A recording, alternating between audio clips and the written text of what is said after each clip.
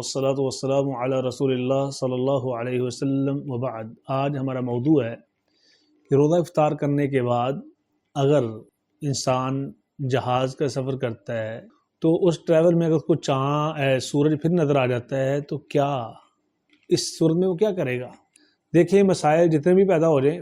اور حالات جتنی بھی جدت اختیار کر جائیں، بہر صورت ان کا حل شریعت سے ہی ملے گا اور شریعت ہی اس کے متعلق رہنمائی کرے گی۔ تو دیکھیے،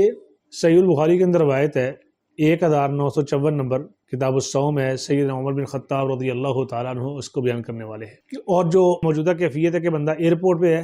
اذان ہو گئی ہے، سورج غروب ہو گیا ہے، اس نے روزہ افطار کر لیا، اس کے فوراً بعد اس کی فلائٹ ہے، فلائٹ اوپر چڑھتی ہے، ہوا میں جاتی ہے، تو اوپر جا کر اس کو سورج کی شعاعیں یا سورج کی ٹکیاں پھر نظر آتی ہے، تو کیا اس کا روزہ خراب تو نہیں ہو گیا؟ روزہ اس نے بالکل درست افطار کیا ہے، کیونکہ اس کی پشت پہ اللہ کے نبی علیہ الصلوۃ والسلام کی حدیث ہے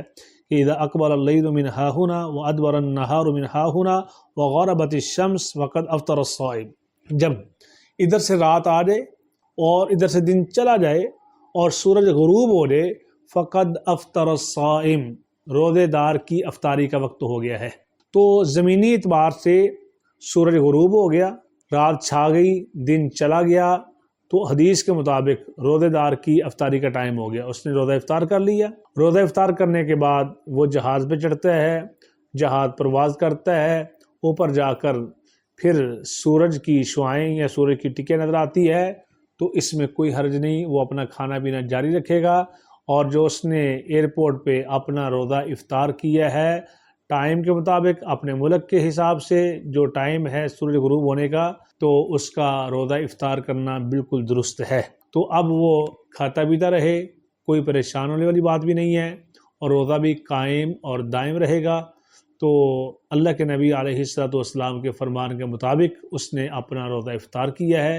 اور اس کے بعد کے حالات جو ہیں کہ جہاز پہ سفر کرنے کے دوران سورج کا نظر آنا، شعاعوں کا نظر آنا یا ٹکیا کا نظر آنا، اس میں کوئی ایسا مذائقہ نہیں ہے، اس کا روزہ بالکل درست اور بر وقت افطار ہوا ہے۔